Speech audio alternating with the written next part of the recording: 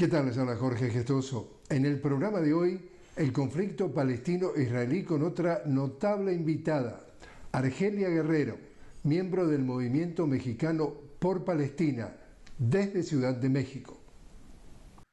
Argelia Guerrero, una cálida bienvenida al programa. Muchísimas gracias.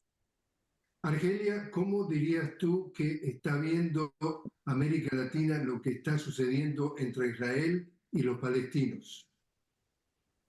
Bueno, me parece que en general América Latina está viendo con mucha preocupación, dolor y empatía lo que sucede con Palestina, porque bueno, la historia de América Latina es una historia de colonialidad, de colonialismo, de dolor, pero también de resistencia.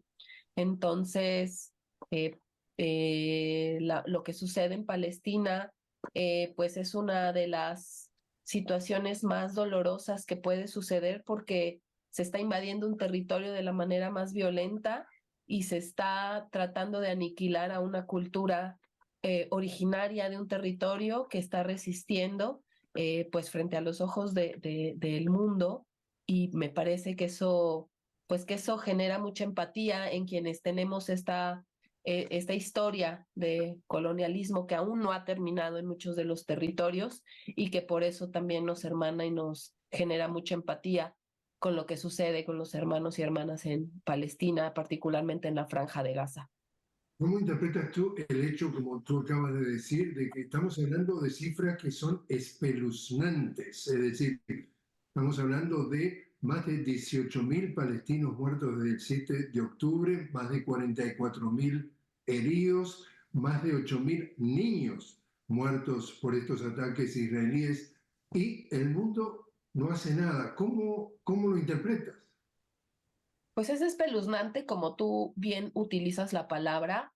Quisiera poner sobre la mesa una de las condiciones más poco comentadas que se dan en torno a estos números, a estas cifras, porque en muchos espacios, incluso los que condenan los ataques, se dice que son como daños colaterales o que no se está teniendo cuidado por parte de Israel de esta población. Sin embargo, a mí me parece, y desde muchas perspectivas de quienes hemos apoyado la resistencia palestina, que lo que está sucediendo es deliberado. Es decir, no solo estamos hablando de accidentes o de descuidos de parte del ejército ocupacionista de Israel en Gaza, sino que estamos hablando de una estrategia que durante décadas ha venido aniquilando todas las formas de resistencia y que ha centrado mucho su foco en las mujeres y las infancias. Pensar que solo se trata de accidentes creo que es un error de análisis porque hemos visto durante décadas que se han hecho focos de atención en las escuelas, en lugares donde hay infancias, que incluso hay declaraciones muy alarmantes, aberrantes de soldados israelíes justificando por qué se debe matar a las mujeres en tanto semilla de la resistencia palestina. Entonces, creo que es importantísimo señalar que no solo es monstruoso este tema del asesinato de mujeres e infancias, sino que es una cuestión deliberada del ejército de ocupación y que se debe señalar, se debe condenar y por supuesto que se debe exigir que se detenga de inmediato, porque no se trata de accidentes y no se trata de daños colaterales, sino de una estrategia específicamente genocida del Estado ilegal ocupacionista de Israel. Un caso que ha conmovido también, digamos, a la opinión pública se ha dado en el Hospital Nasser de Gaza, y acá estamos hablando que en una sala había una niña que le habían amputado una pierna como consecuencia precisamente de los ataques israelíes, se estaba recuperando y entra un proyectil a través del techo que no explota y le explota en la cabeza a la niña y termina matándola. Como tú dices, ¿eso es un accidente, un daño colateral o cómo lo lees tú? No, insisto, no se trata de accidentes. Podemos revisar la historia de la resistencia palestina y de las agresiones cotidianas que existen, pues no solo en la Franja de Gaza, y estamos hablando de una violencia sistemática contra toda la población, pero principalmente contra las infancias. Podemos revisar incluso las propias cifras reconocidas por la ONU, en donde se habla de miles de infantes presos en las cárceles israelíes. Es decir, por el simple hecho de sostener una piedra, de sostener la bandera palestina en algunos de los territorios, que recordemos que estuvo prohibida durante mucho tiempo, y esas son estrategias sistemáticas para acabar con la identidad de los niños que crecen, pues claro que con un rencor al ver a un ejército que ocupa su territorio, que detiene a sus hermanos, que asesina a sus papás, que asesina a sus mamás, que genera campos de concentración para que ellos puedan ir a la escuela. Hay imágenes tremendas, no solo de estos momentos de guerra cruel, sino de momentos previos en donde la población palestina en su cotidiano tiene que atravesar los checkpoints, tienen que estar encerrados durante horas en jaulas para poder atravesar hacia sus lugares de trabajo, hacia sus escuelas. Lo que está sucediendo con la infancia en Palestina es algo que como humanidad nos va a costar mucho trabajo poder dar la cara a las generaciones que vienen y explicar por qué lo permitimos, por qué estamos viendo esto que tú narras de manera tan monstruosa y no dijimos nada o siguió sucediendo. Lo que está sucediendo con la infancia palestina es algo que nos va a pesar muchísimo tiempo si lo seguimos permitiendo. La organización defensora de los derechos humanos Human Rights Watch está denunciando que Israel está usando como arma de guerra el hambre, está dejando con hambre, está haciendo morir de hambre a la población palestina, sobre todo en la ciudad de El Rafa, en el sur.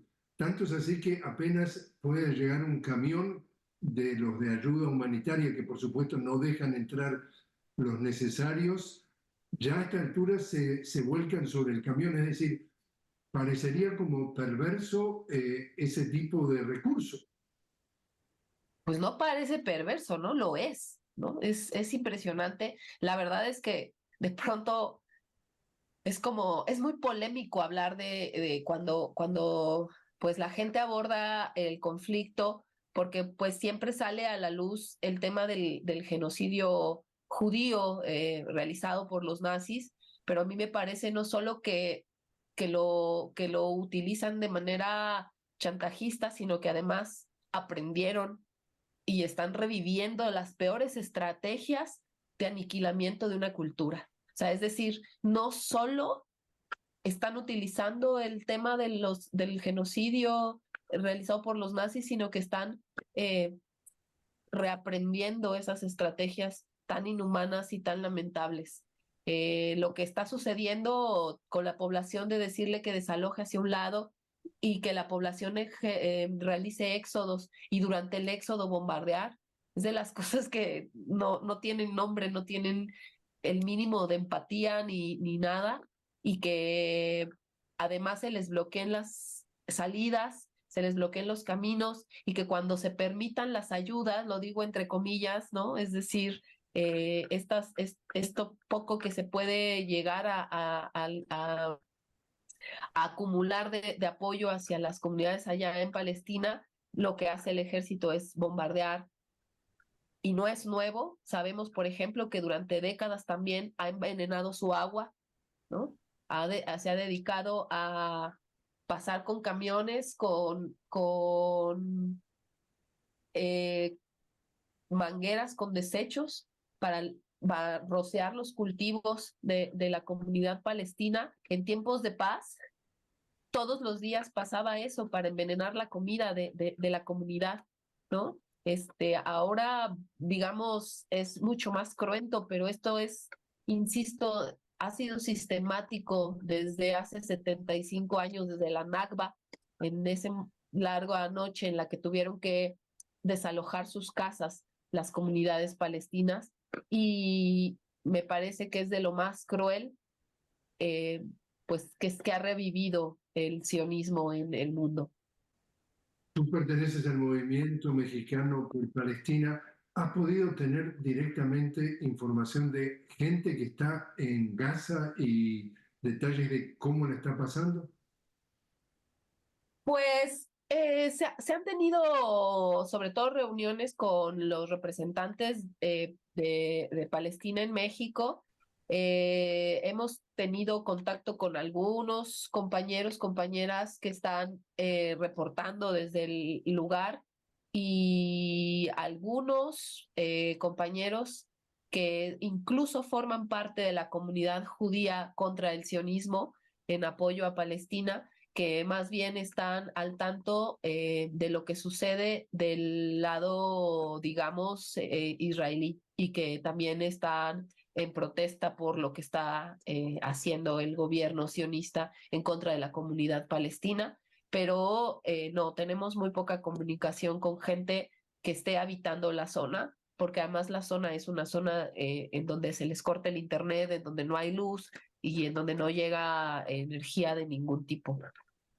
Bueno, justamente tú recuerdas de que cuando empieza entonces esta situación el 7 de octubre, dice entonces el primer ministro Benjamin Netanyahu que la seguridad de Gaza y de los palestinos está, sobre todo de Gaza, está en manos de Hamas. Y por el otro lado, siguiendo esa misma línea de pensamiento, la seguridad de los israelíes estaba bajo la responsabilidad de Benjamin Netanyahu y sin embargo la ofensiva que tuvo Hamas en las primeras horas, que dejó oficialmente 1.140 muertos, sería responsabilidad de Netanyahu y hay mucho descontento dentro de Israel por el manejo de Netanyahu de este conflicto.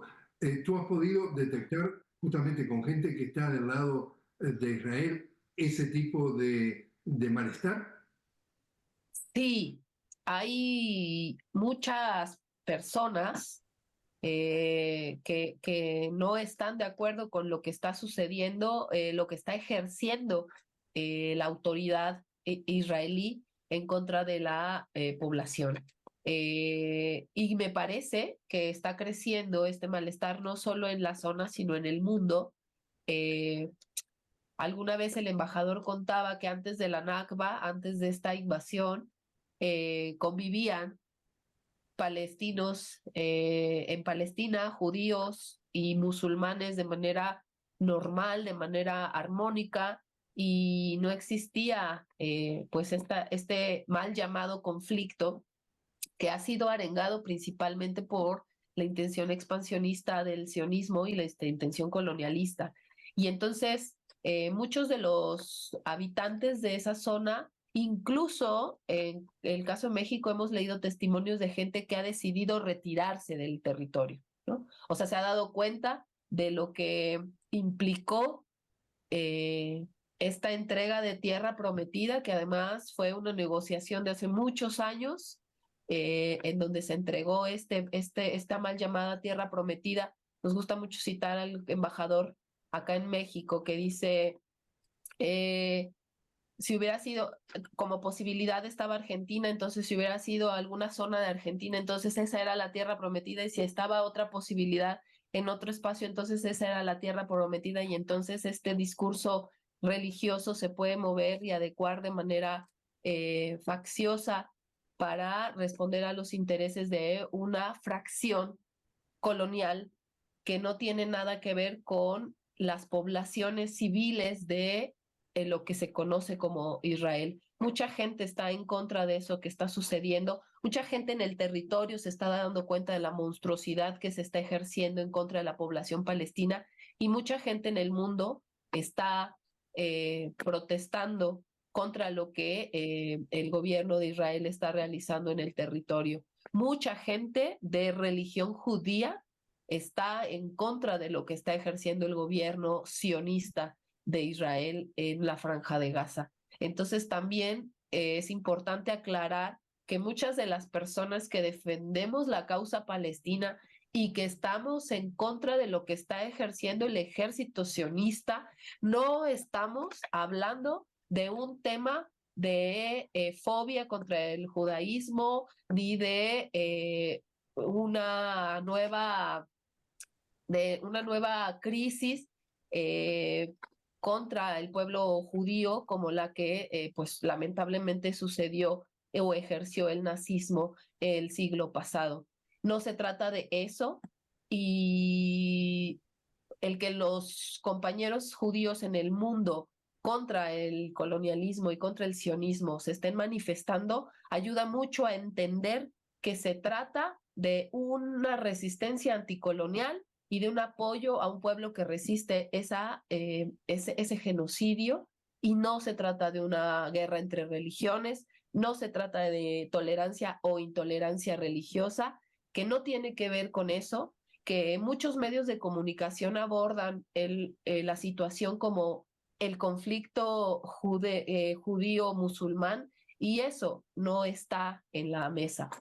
Siempre hay crisis entre las religiones, siempre hay conflictos, pero lo que está sucediendo en Gaza no tiene que ver específicamente con eso, ¿no? En lo que está sucediendo en Gaza es mero expansionismo y es mero colonialismo, y en mucho ayudan los compañeros de la comunidad judía, aclarando esos puntos. Argelia, te invito a hacer una pequeña pausa. Estamos hablando con Argelia Guerrero directamente desde Ciudad de México sobre lo que está aconteciendo entre Israel y Palestina. Enseguida regresamos.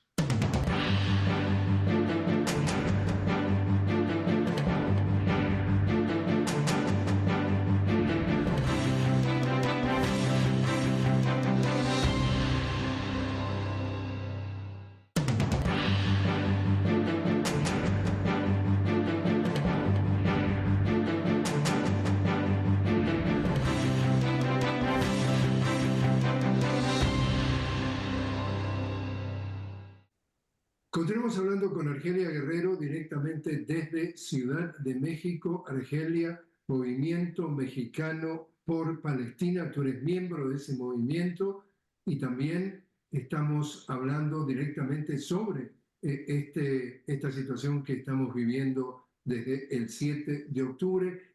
¿Cómo analizas, cómo evalúas la posición de tu presidente, de Andrés Manuel López Obrador, lo que se ha expresado respecto a esta situación entre Israel y Palestina? Bueno, me meten en un conflicto porque yo, como parte del movimiento mexicano por Palestina, estoy en contra de lo que declaró nuestro presidente. Me parece que ante la situación alarmante que está generándose en la Franja de Gaza, se debió haber sido más contundente con pues las declaraciones y sobre todo con las reacciones. Nosotros desde el movimiento mexicano estamos impulsando una campaña de romper relaciones con el ilegítimo Estado de Israel, y estamos de romper relaciones desde antes de este conflicto tan violento que se desató en octubre pasado. Eh, México tiene una serie de acuerdos con Israel en donde pues se envían armas, se envían asesoría para la policía de distintas ciudades en el país, y hay una polémica relación con softwares, malwares de espionaje en México, que se ha utilizado por gobiernos y por particulares para espiar a defensores de derechos humanos, a luchadores sociales, madres, padres y familiares de desaparecidos y desaparecidas en México, y a opositores de gobiernos pasados y gobiernos presentes. Y pues esa relación con Israel nos parece que ha sido muy nociva para el país, no solo para el mundo. Hablando de México en específico, ha sido muy nociva.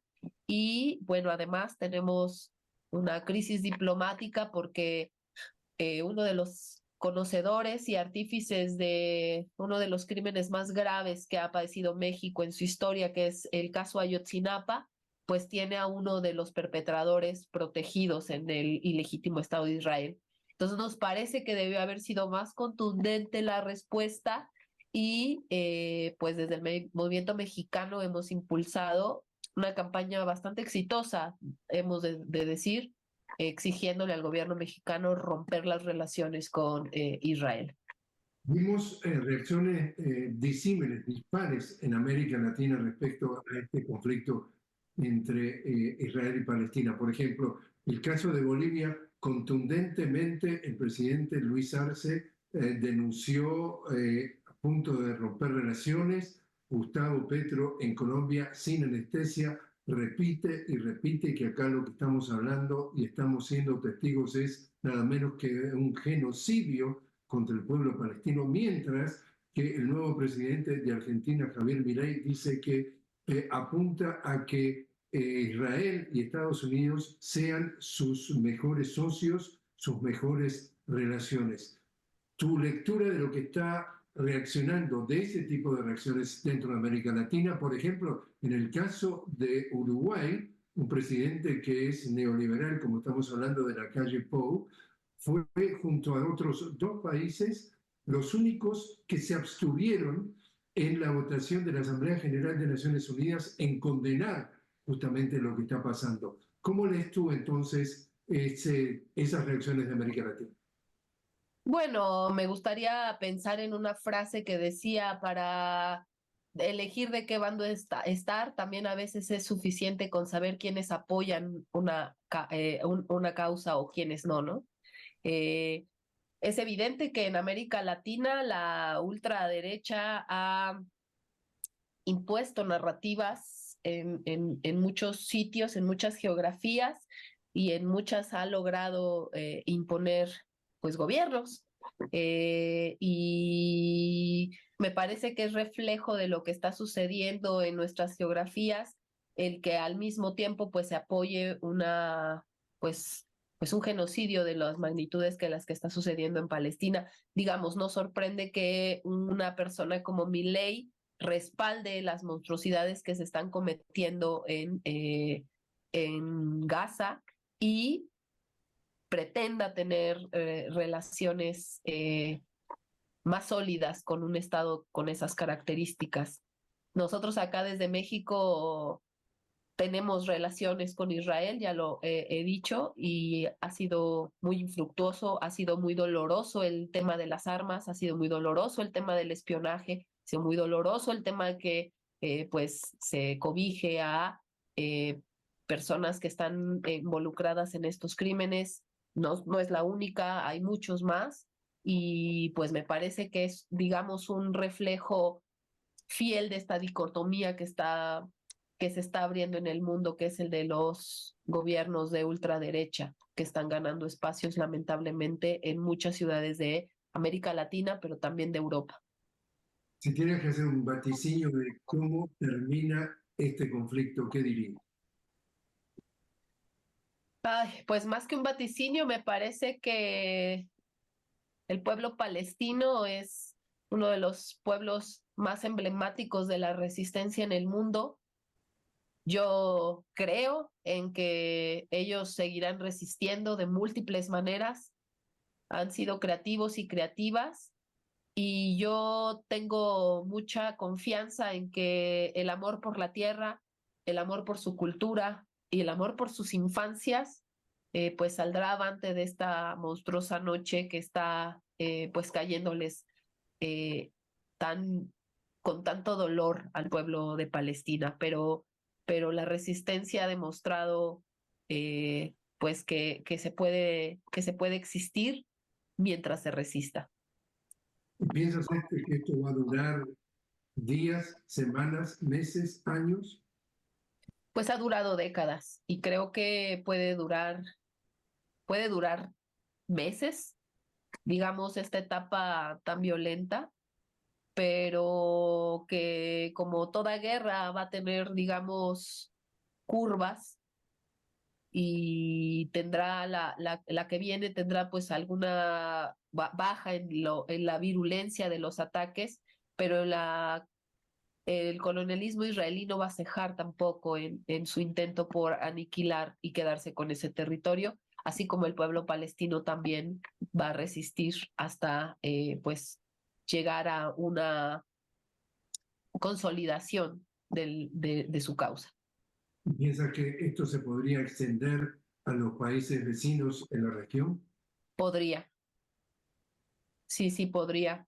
La situación ha sido pues como de echarle gasolina al fuego en lugar de pacificar la zona, entonces hay altas probabilidades de que se extienda así. Silvia Guerrero, muchísimas gracias por haber estado con nosotros. Gracias a ustedes, que tengan una grandiosa tarde, día, noche